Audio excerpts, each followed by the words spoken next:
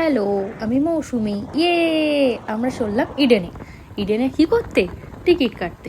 সকালে হঠাৎ mister মিতদের phone, চটপট রেডি হয়ে নাও, আমরা ইডেনে টিকিট কাটতে যাবো। ব্যাস, আর কি, আমিও এক পায়ে রাজি হয়ে গেলাম।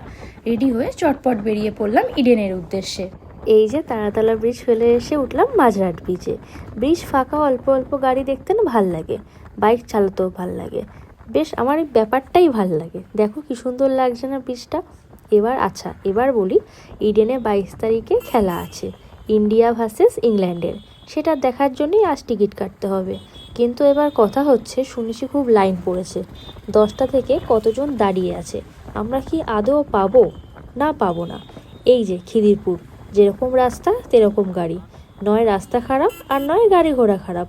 এত বাজে অবস্থা থাকে মাঝে মাঝে, কিছু বলার নেই। তারপর খিদিরপুর পেরিয়ে বাবুঘাট যাওয়ার রাস্তায় ঢুকে পড়ি। রাস্তাটার আমূল পরিবর্তন হয়ে গেল।